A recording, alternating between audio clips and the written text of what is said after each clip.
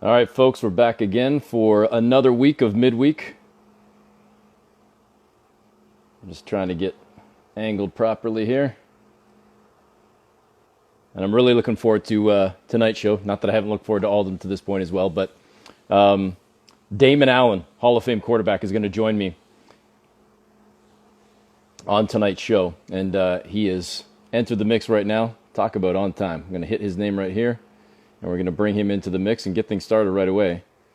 If I can figure out how to do this here. For some reason, it's not wanting me to let you in here, Damon. I'm tapping the screen. I'm trying to get you guests. I don't know, Damon, if you can send an invite. There we go. There we go. For some reason, it wasn't working for me, but Damon come into the mix right now.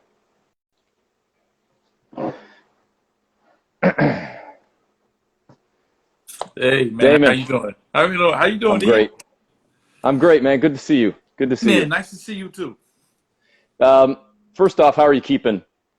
Health-wise, everything else? Health wise, I'm healthy. Um, it requires patience, and I think the first week, I think the biggest difference for me was the first week.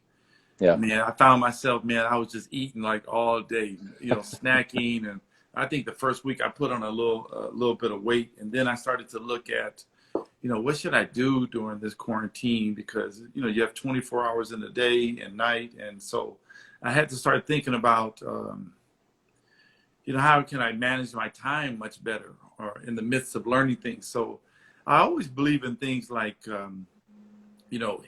history, present time, future. I believe in mind, body, and soul. And so I started to equate mind, body, and soul or spirit into my everyday regime. So, I try to, when it comes to my mind, I try to read something, learn something, whatever it may be. If it's going back to history and going back to, just bringing, wisdom and understanding. And then I look at my body and I try to do an exercise every day. I look at what I'm eating and a variety of different things. And then, spiritually, I just try to just connect with the Most High God because I'm a believer of a creator and someone bigger. And so I think every day is something different. And that's it made it a lot easier over the last 3 weeks in dealing with this quarantine. And then, I'm just patient and naturally I'm an introvert. So this is nothing new to me. I enjoy being by myself. I want to jump back to that point in a second because I personally I didn't know that about you in terms of you even labeling yourself as an introvert. I find that interesting as an athlete, as a leader, as a quarterback. But I Right. want based on what you're dealing with right now, and I say this respectfully, you've been retired for over a decade now, but you still are always going to have that athlete mentality and your approach to your personal life, let alone your professional life. How challenging is that right now to not have the routine, whatever your routine was, whether it be family, whether it be, Hmm. finding, going to the gym, going to the golf course, finding your outlets, and to not have that now and to not have that routine, that to me is the greatest challenge for me. And I didn't have that, strict routine that you must have had for, 2, 3, 4 decades as an athlete at the collegiate and professional Hmm. level. I think the transition made it a little bit easier because now we're talking about it's been about a decade since I played. And so I had to look at, how do I train differently than I did when I was actually in my 23 years of playing football career. And so now I started to not go to gyms, but now I started doing a lot more natural body weight, plyos. And so that's the same thing I'm doing now is what I was been doing the last 10 yards to be able to keep myself active. And then, going outside, being very active, whether I'm on the golf course or I'm actually coaching quarterbacks or coaching, high school and university players. Those are the things that, you still try to maintain, but you can't do during this quarantine. But the only thing I really can do now is making sure, I walk. um, I do my plyo still. I stay sharp mentally. So when it all, opens up, then I'm able to just you know, get right back into it, being in shape, having your mind sharp, and then being active again. And then, all the other stuff will come. I want to jump back to post-playing career and post-playing days and what you're doing with with yourself right now. But Right. I'm gonna circle back, as I've been doing a lot with the guests that have been joining me. I That's like fine. kind of looking big picture and looking at people's lives and where they started. And I'm sure you've talked about this a number of times over the years in various interviews you've done. Mhm. But for a kid growing up in San Diego, the football bug, the sports bug in general, but the football bug really hit you early at what, 6, 7 years old when you kind of first played the game and really kind of, began your passion for the sport at that point.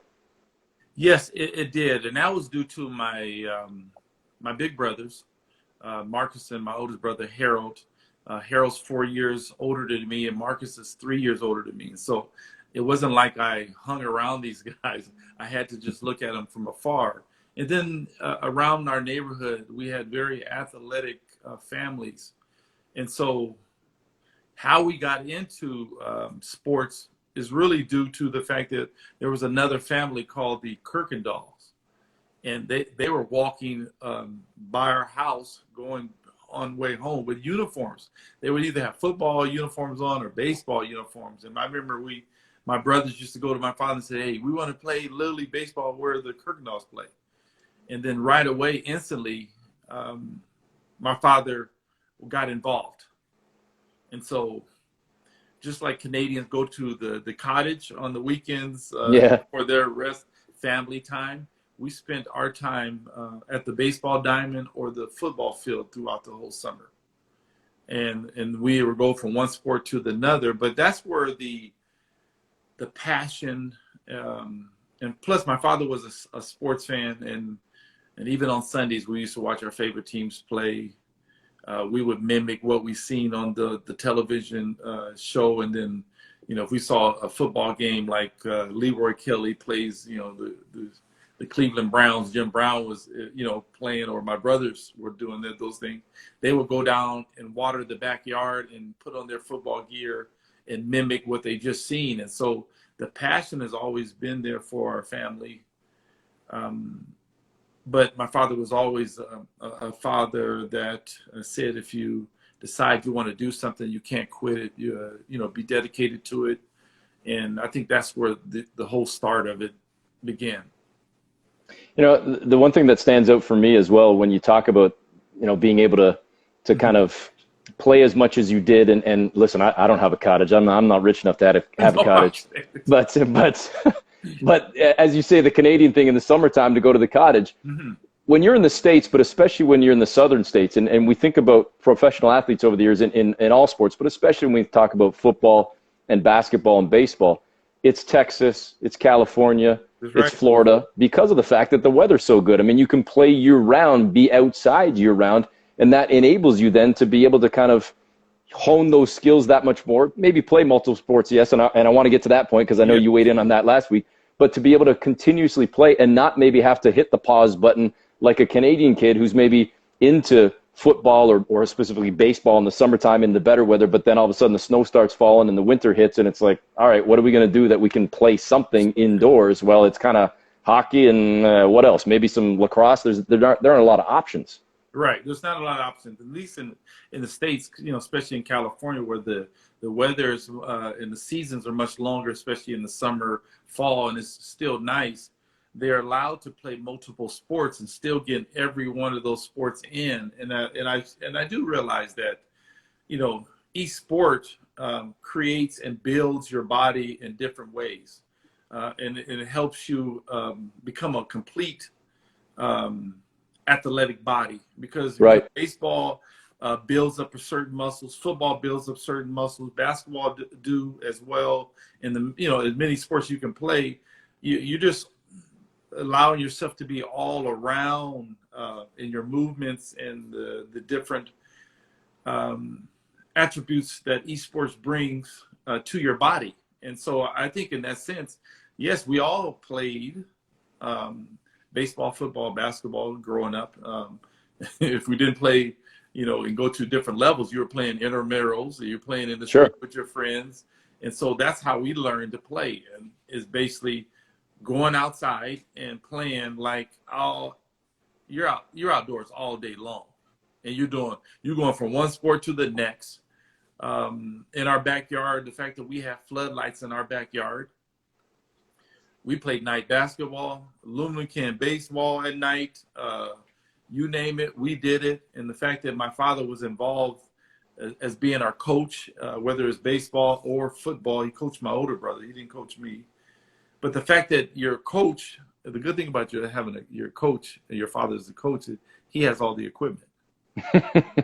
So if we saw the baseball all-star game on, we would literally put on our uniforms, we chalk the field, water it down, and play aluminum can baseball. At night, we would go through the the anthem and everything. Really? Because we just seen it, and then we know, okay, we're gonna do the same thing, but we're gonna use aluminum cans instead of real baseball, and that's how you continue to to develop your skill set and the passions and like the things that we're talking about in multiple sports, and that's how we grew up. That's how you had to learn. You either watch it on TV, you read about it, or you actually go out there physically and just teach yourself how to play. It's much different than today's and the resources that these young kids have now. All right, so I want to bring some people back that are watching right now that maybe didn't see last week. I had on, my colleague, and you know him well, Tim McCalla from Tim and Sid from Sportsnet and the Fan, and we got into a conversation, the two of us, about just being dads right now with young kids. My son is 10, and just talking about trying to play in today's day and age multiple sports. And you weighed in the comment section, and we were trying to include you in the conversation, but Instagram Live only allows you to have one guest on at a time, so I couldn't. Cool, I would have loved to. Yeah, it'll get there. Yeah, we got to do like Zoom calls or something, like Zoom chats for that to get the multiple screens. But you were waiting in the comment section, and I wanted to get into it with you because you clearly bring a unique perspective in terms of making it to the highest level in pro sports, but doing it essentially with two sports. Your opinion, Damon, on today's day and age as a dad versus what you grew up with. And the point that I was trying to make to Timmy last week, at least from my perspective and my experiences with my own son, and even comparing it to 25, 30 years ago when I was playing sports, it seems like we have become so guilty as a society in honing in on one sport and one sport specific for our kids.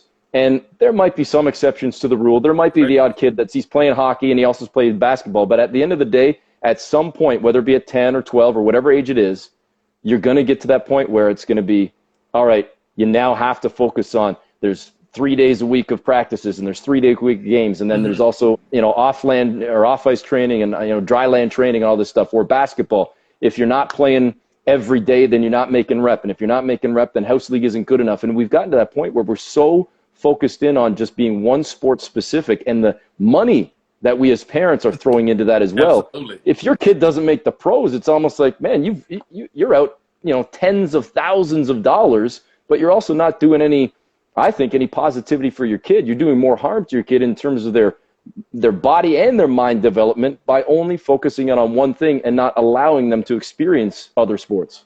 And that's also to add to what you just always said, and what you made a good point, is the fact that it may not be the kid's passion as well.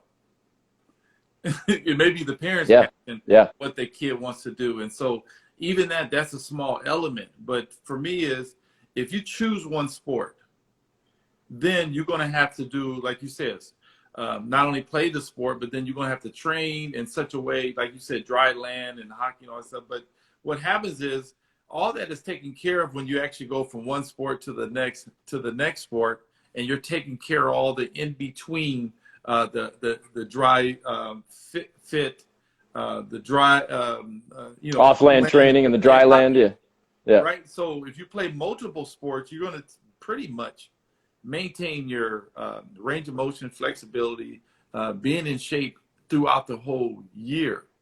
But also now you're preparing your body in such a way to, no matter what sport you'll be able to just know the fundamentals aspects of how to play the game. Because even, like I said, when I played 23 years, you would think that, okay, he's constantly learning new skills. I mean, I worked on my fundamentals like year in, year out for 23, 24 years. because I knew my foundation and the fundamentals are so important. So if kids say, you know, I want to play all three sports, I don't have to worry about dry training from that sport, because I'm going to play baseball or basketball, which you running up and down the court.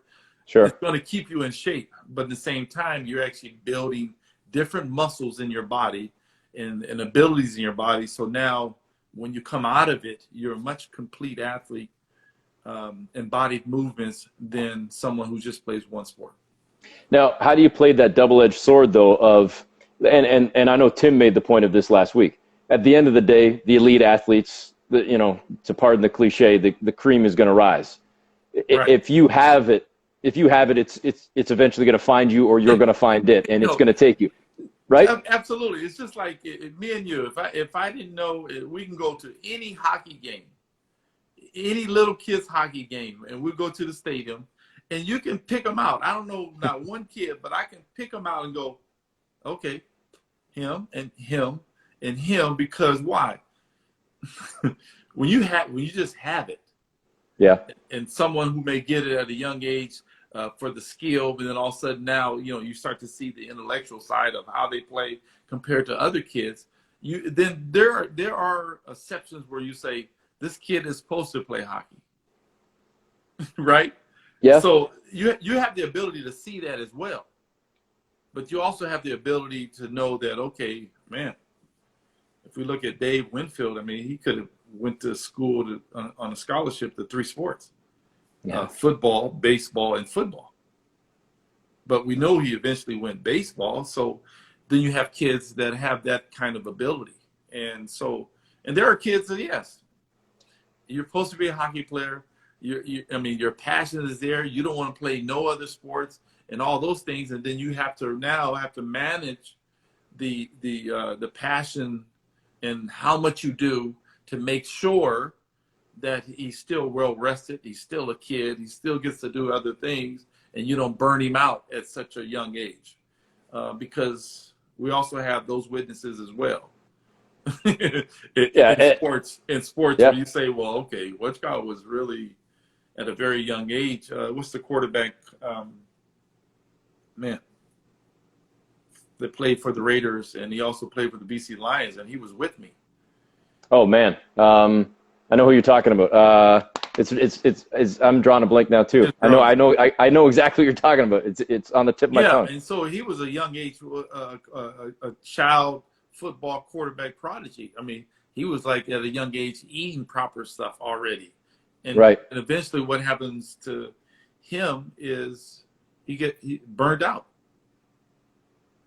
He no longer loved the sport. So let me ask you this then. How much of that, and listen, it's not fair to make a blanket statement for everybody. There are exceptions to every rule. I think we all acknowledge that. But how much do you think then it becomes?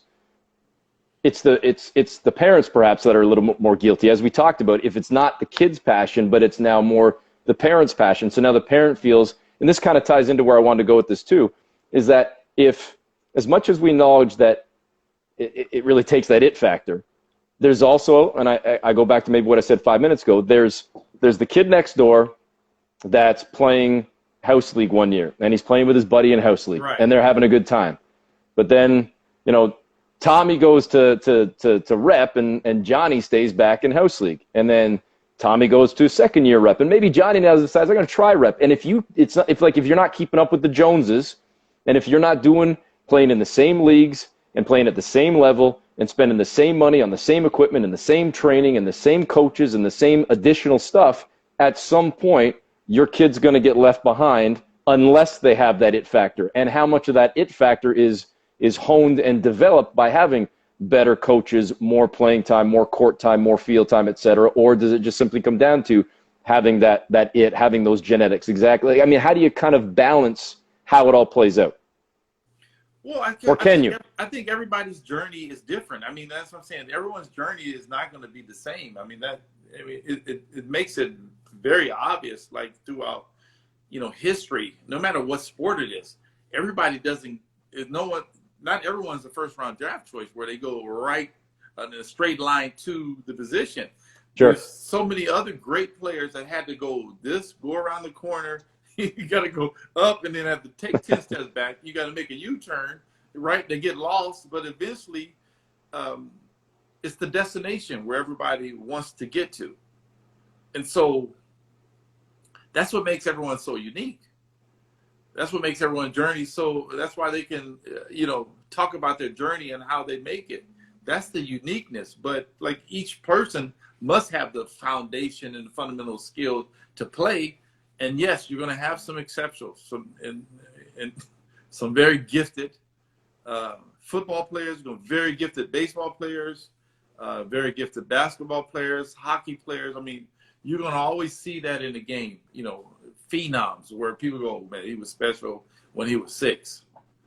He's special at 15. And now he's in the pros and he's still special. And so you're going to always have those types of people. And there are some people that had to work extremely hard to get where they had to do.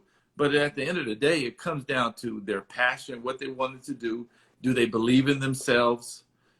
In the same time, it's their desire. It's their passion. And so, a kid who's being pushed by the parents to be great, eventually he falls off. Right. That's not what he wants to do. He's not dedicated to it. And so there's fundamental things that go along that you can tell a kid who's passionate, this is what he wants to do.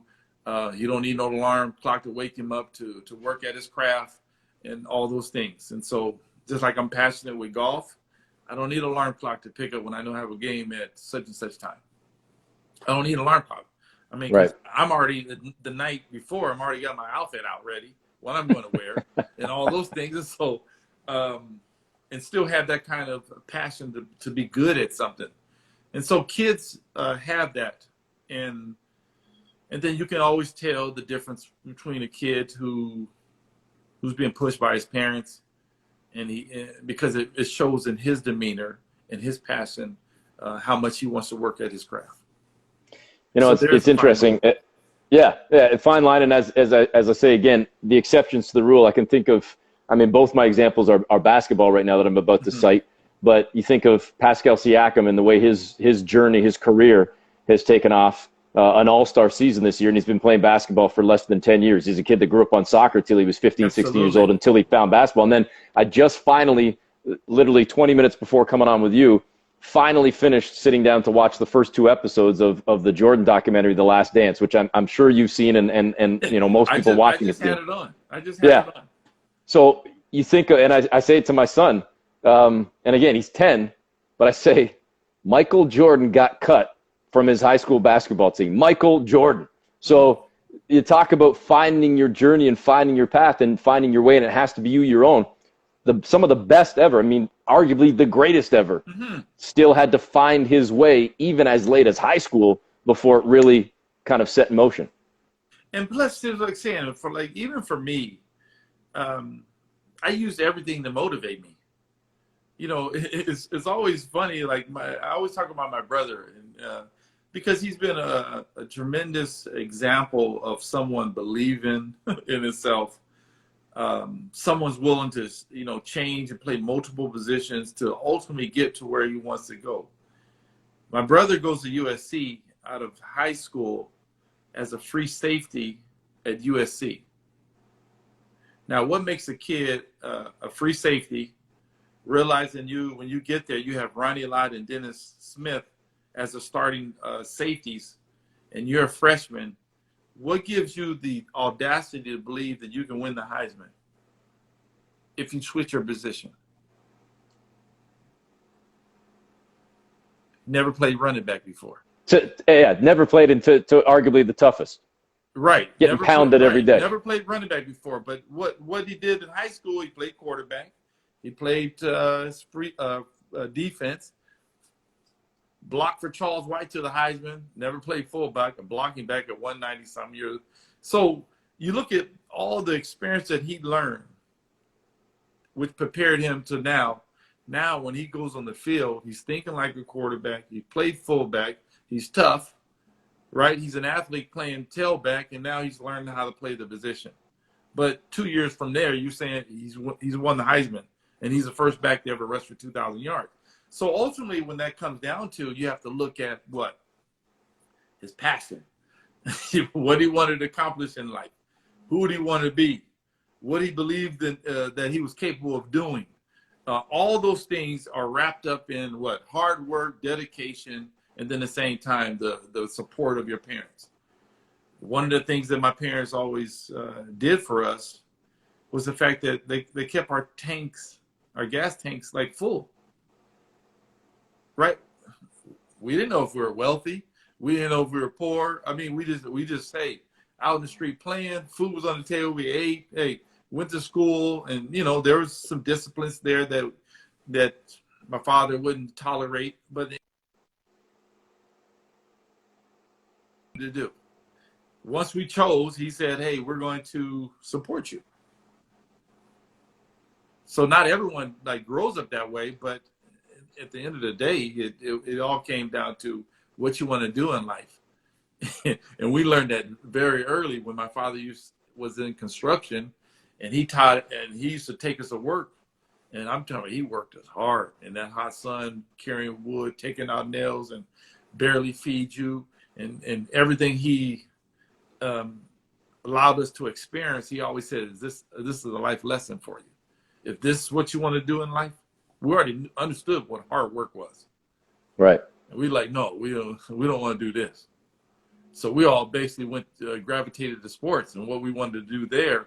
But at the end of the day, I mean, now you wish at your age, at 50, 40 some years old, that you wish you would have took advantage of his electrician license, plumbing, and all those things, because now we hire everyone to fix anything that's around the house. Yeah. But that's the one thing we wish we would have like learned, yeah. The trades. But he pushed us. He pushed us to allow us to think about our careers and what we want to do in life. And then after that, you just have to go after it. Well, it's funny you mention that, because these pictures behind me, Yeah. they're leaning against the wall. Yeah. They're not hung on the wall, because I can barely even hang a picture straight, man. And Yes. and it's fun. It's funny you mentioned the hard work and what your dad did. My father, and you played in Hamilton. My father, and he's still around. He's 74 years old, or he's about to be 74 years old. Actually, no, check that. Yeah, 74. He was a steel worker for 30 plus years, 35 years at DeFasco in Hamilton. So, to me, I saw what he was doing, working 12-hour shifts as a steel worker. My mother was a teacher, and Right. my dad coming home and working 12-hour shifts. And I still remember this day, Damon. And it was early in my broadcasting Right. career when Vince Carter was playing with the Raptors. And I always got along with Vince. But I remember coming on a weekend to go home to visit my folks for a barbecue or something. Yeah. And I walked into the backyard, and my dad's sitting there. And I can't remember if he had a beer or what. It doesn't matter. But he's just sitting in a chair in the backyard. And he's, hey, how you doing? How was your day? I was like, oh, Dad, I had to go to practice today and, talk to these guys. And they're all, like being ornery, and nobody wanted. Vince was being a real jerk and didn't want to talk. And I'm just complaining about these athletes that wouldn't speak to me, like real hard labor, me sticking my hand in a guy's face for an interview. And I'm like, anyways, whatever, like, how was your day, Dad? And he turns around and he kind of drops his shorts a little bit. He's got this huge bandage around his thigh. And he's like, well, I had a pot of like 500-degree melting steel get knocked over onto me, and I've got third-degree burns on my leg, and it just missed my groin. I'm like, I'm never complaining again. Yeah, I'm never complaining again about my job or like, that's hard work, and that's labor right there. But that's what I saw from a young age, and just even from a young age being a kid, whether it be playing sports in the backyard or out on the driveway or whatever. Dad's Right. sleeping all day because he's working the night shift, and you had to be quiet so that he could get his sleep in, and he's waking up at 5 and eating bacon and eggs at 5 p.m. because he's going Right. to do the 7 p.m. to 7 a.m. shift. It's, all that hard work that laid the foundation for, even though I never made it as an athlete, but just the hard work that's instilled in anybody for whatever job they ultimately choose. No, absolutely. And I think that it doesn't matter what industry, right? You got to bring that same mentality and hard work and dedication, because at the end of the day, it's, you can study history and be motivated through history to see where you are presently, but then, what kind of future you want to lead. And if those things that are mindful or in your mind, then you got to look for the future. Like, what kind of legacy you want to leave when it's time for you to leave the earth. And so, I have those things in mind, like the kind of legacy I want to leave when I'm done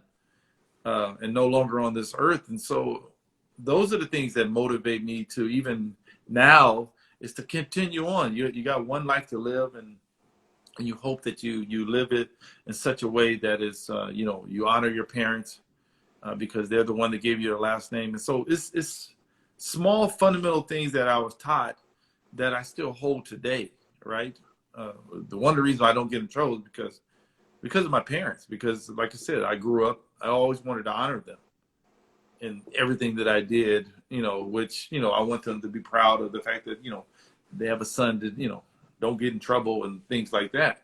Yeah. But then at the same time, it's the toughness that you're taught from your dad and understanding your heroes, what they went through. And that's why over this quarantine, I'm not going back over the people that I like in history.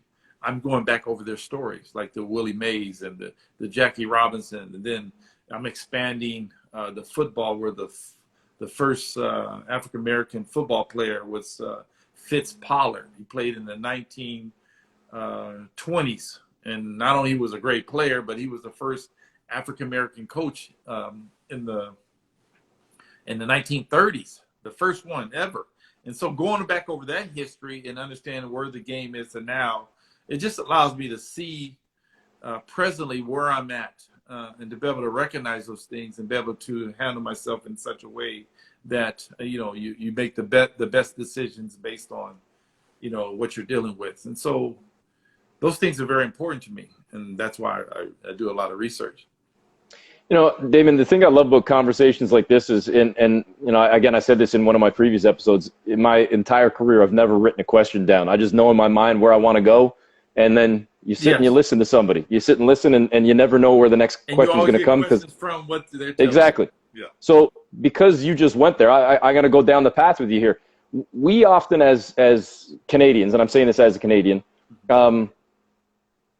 again, huge generalization here, but we often think that we are a little bit better, or at the very least a little bit more accepting when it comes to multiculturalism and racial harmony and whatnot. And I'm sure we have plenty of warts and plenty of examples that aren't good on this side of the border.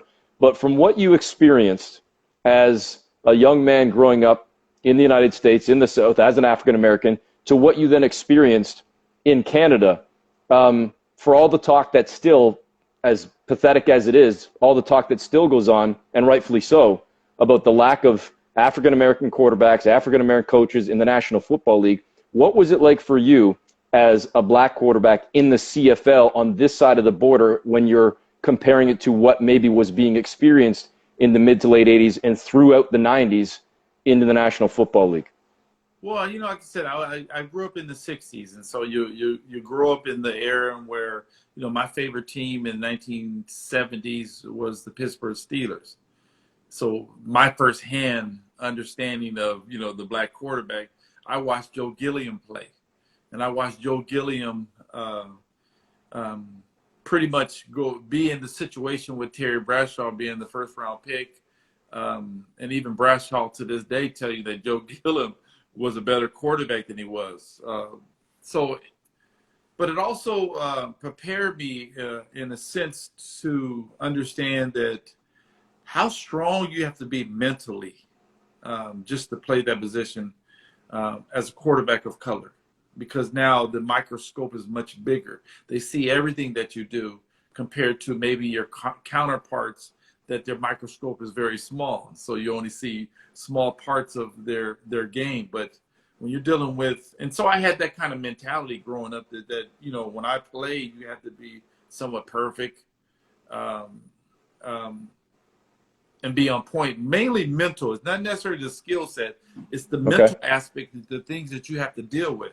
And then, like I said, you're learning from what Jackie Robinson went through, what Willie Mays went through, and all those things, and which was, when I get the opportunity, I'm walking through hallways.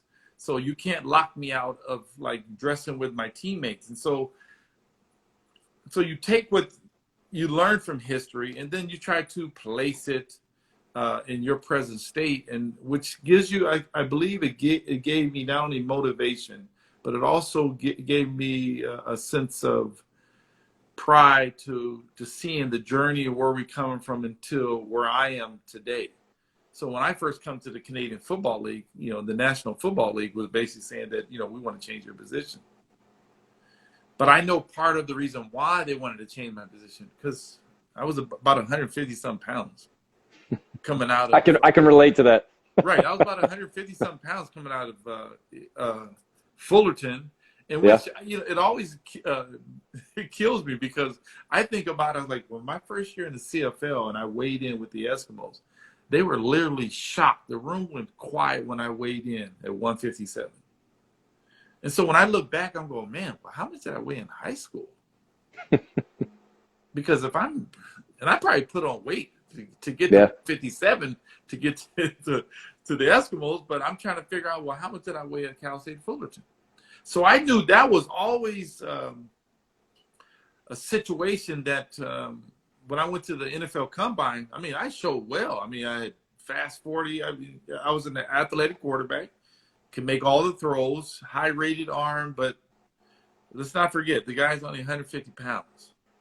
And their concern was always, can he handle the physicality of the National Football League? Yeah. But I also knew from watching Warren Moon play, and he played in Edmonton, that there was an opportunity to play in Canada. And that was the one thing when I came to Canada, man, I seen Conrad Holloway, J.C. Watts, Turner Gill.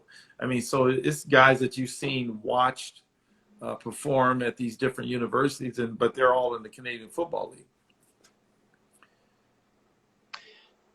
Was it just the size that you think ultimately held you out of the National Football League? No, it wasn't. I don't think it wasn't a size, but it was actually just, I was at that turning point, because what people don't also realize, I was in the same era, in the same conference as Randall Cunningham. Yep. We both were co-players of the year our senior year. So what was the difference between me and Randall? Well, Randall was 6'4" and 190 pounds. And I was, 6'1" and 150 pounds. But our games are very similar. We can run and throw and all these different things. But Randall also was a All-American punter. So Philly drafted Randall as a punter. He didn't draft him as a quarterback. And so if that's the case, you can look at it that way and say, well, instead of him paying quarterback money, we'll draft him as a punter. That makes sense. Yeah. Knowing that we're going to get him playing quarterback as well. And so, yes, I grew up with all those things, but I didn't allow those things to stop me to where I want to get to. Ultimately I wanted to play in the National Football League, but if that wasn't the case, then I knew there was another league for me to play. And my thing was I wanted to play quarterback. Mm-hmm. And so that's why I refused to switch my position.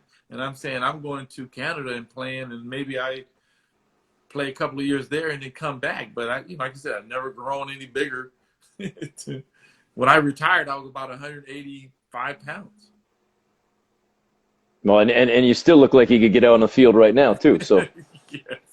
I don't know if the body would keep up with you, but you at least look the part. You look the part. I can still spin it. Okay, I don't doubt that, and you're going to look good at least showing up to the game. You're always looking good out on the golf course. So yes, I try to look good because I know that my game is nothing. I've got no game at all. So you got to at least look good if you're not gonna play well. Right. Take me back then to and tell me if I've got my chronology wrong, but I'm pretty sure I'm right here. 1984, and you get drafted by the Detroit Tigers. You ultimately aren't going to the National Football League, but you end up going 85 to the CFL, as opposed to ever signing a contract with the Tigers after being drafted into Major League Baseball. So here you are after a standout high school career, let alone collegiate career, winning the College World Series at Cal State, having a hell of a time as a quarterback as well. You're drafted into Major League Baseball, right? But yet you don't sign, and you end up going north to Canada. Tell me why. Well, first of all, if I had the right mindset, maybe I shouldn't say the right mindset, but if I was thinking about money, then it's easier to say, well, I'm going to choose baseball because you're going to know the history behind, who's making money, how much money is in the league, and all those things. Right. But for me, I was always driven by participation. And it's unfortunately, like when I was at Cal State Fullerton, I was a middle reliever, spot starter. So there are some games that you'll play and you don't play at all. I mean, you go through a 3-game series and you may not pitch at all because of your starters, and then all of a sudden the closer comes in, right? And so if they didn't start to bringing in closers and all those things, then middle relievers would probably pitch more in baseball. So I was a middle reliever majority of my time in baseball in college. And so, like I said, I chose fully on participating. I was an everyday player in football. Baseball, I was a middle reliever. So there was some stretch, like you said, I go through a 3-game series and not pitch at all. That was boring to me because like I said, I understand my skill set at baseball and all those things. And I played baseball ever since I was 7 all the way to university. So I was CIF all utility man. So I could play other positions on the baseball field, but I was mainly a pitcher. And so when I came to college, and so I think that was the reason why I chose football, because it's the participation, the everyday I'm playing and participating. I'm in the thick of things every single game. And, I was fortunate enough not to get injured during that time too. Now, when you go to the CFL in 85, and it only took a couple of seasons, all of a sudden, boom, in 87, you're winning your first Grey Cup. Was that – I don't even think validation is the right word, but if there was ever any doubt of the decision you made to taste that victory and to win a championship early in your career, how much did that kind of spur you on, motivate you for the rest of the years that would come, and the drive, the passion that you had for the sport, for the position, and ultimately for now playing in Canada? Well, the confidence level really helped due to the fact the success my brother was having. Because don't forget, we're doing very well at university. Before I came to Edmonton, we made the top 20 my senior year. This is around the same time my brother, I think he's in the NFL then. But when I was at university, he was running for the Heisman. Right. So whenever there was an article that I was doing well, I mean, he was like, okay, Marcus Allen rushed for 242 against Oklahoma, and we're still trying to, the caboose in the back, the Fullerton is doing very well, and we're undefeated. And so, it's those things that gain the confidence. But when I came to Canada, like I said, by that time I already knew about Warren Moon.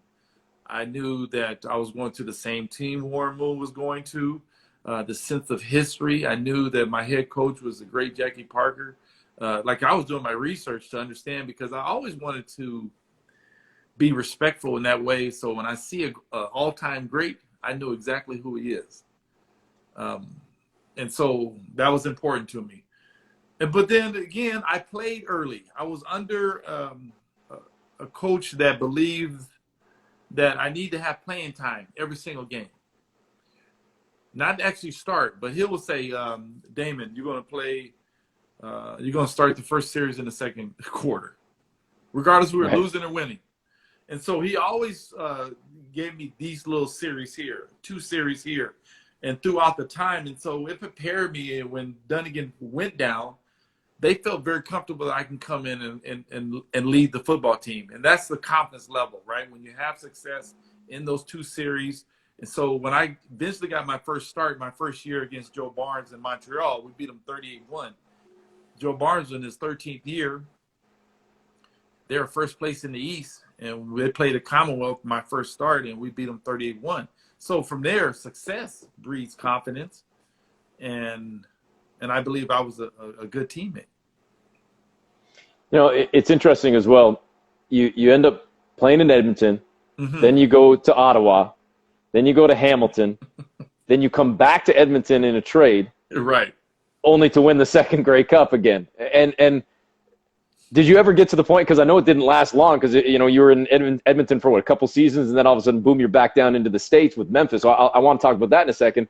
But did it ever get to that point where man, just keep me in Edmonton here. I'm winning Grey Cups here, and as you've talked about now a couple of times, the history that's there, just man, I'm an Eskimo, and little did you know how much the career would unfold after that, in addition to so many other stops. But the success to have that early and to be so connected to that city and the history of that city and that organization, that must have been a thrill ride to go back immediately and win that second Grey Cup. No, absolutely, because like I said, my first 4 seasons in Edmonton, I mean, we went to the Grey Cup in my year 2, Yep. won in year 3. I mean, we were favored in year 2 by 14. We lost that game by Hamilton, and then we won the next year in Toronto, but we're down 21-7. I get in the game, and we eventually win that game, and I've become a half of football MVP of the game. So,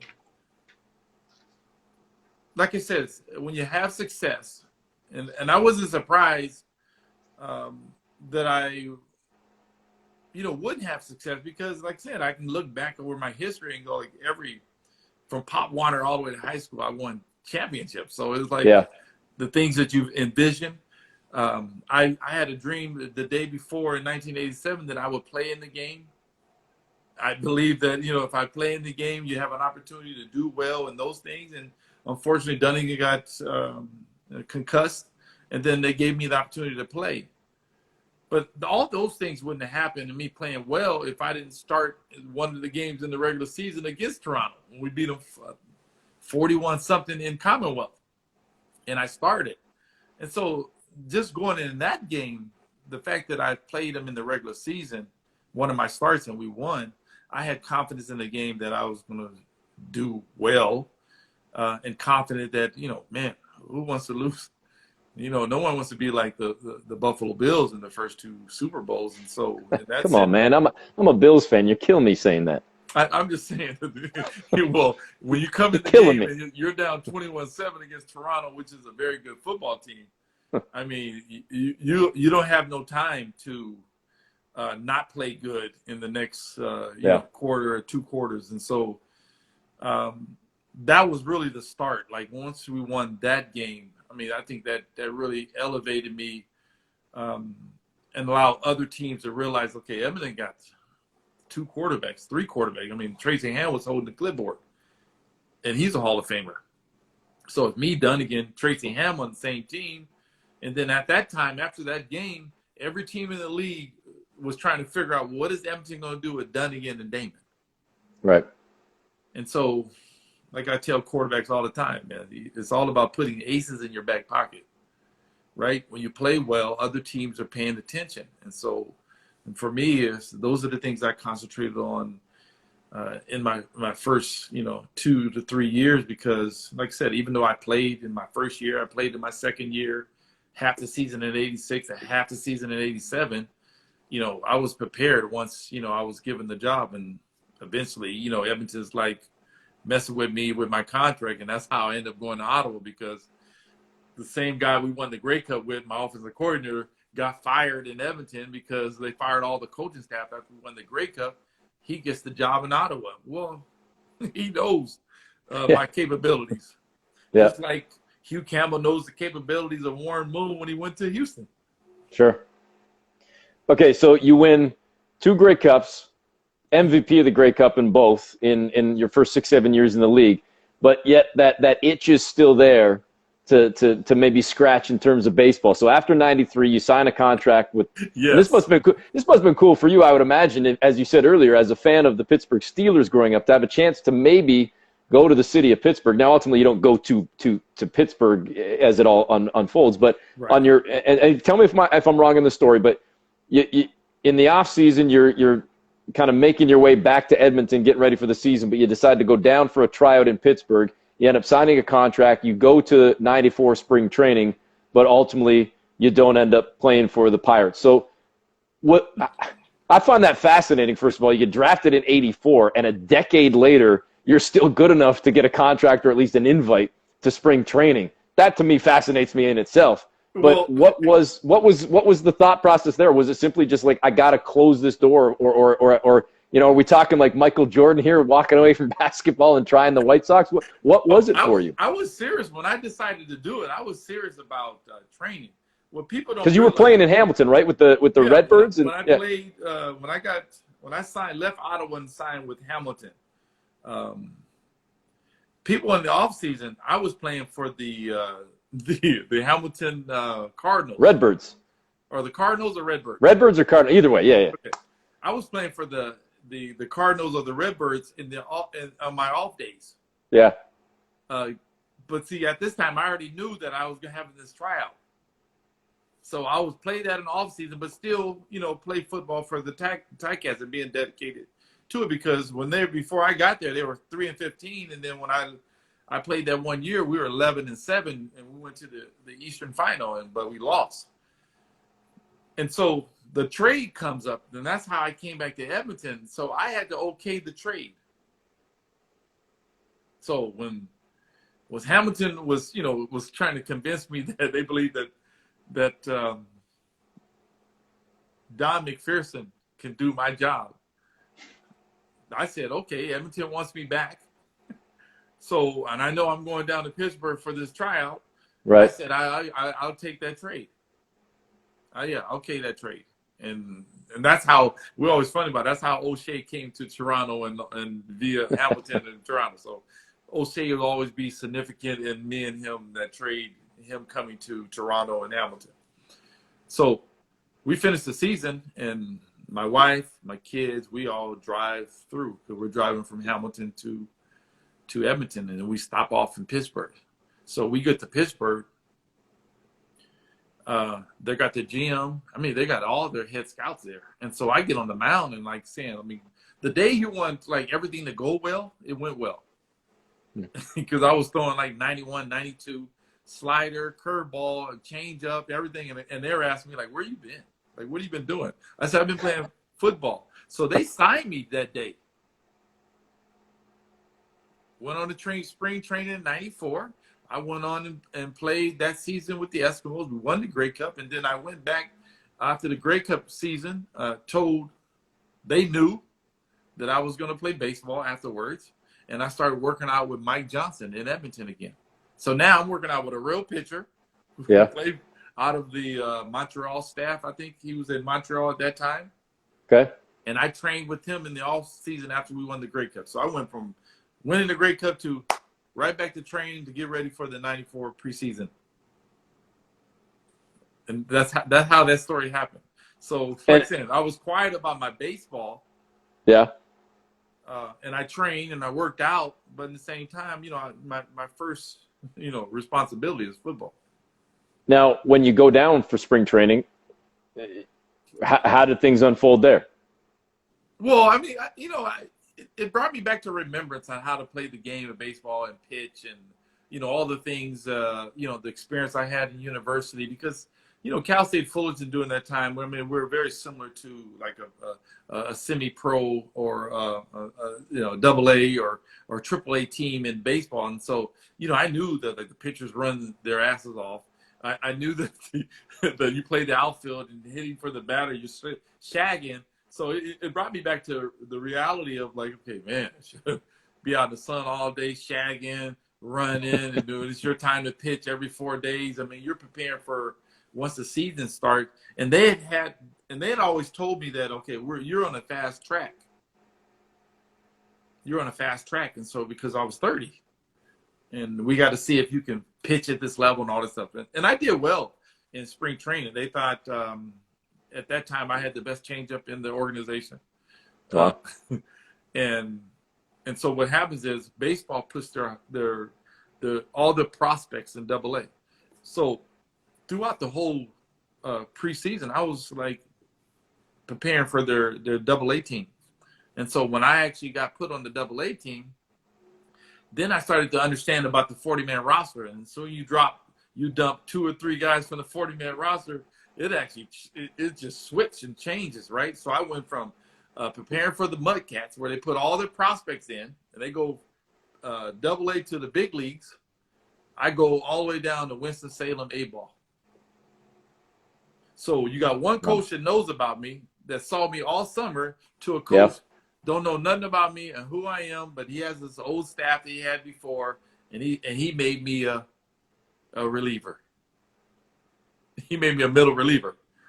And throughout spring, I was a starter. pitch Right. 5 days.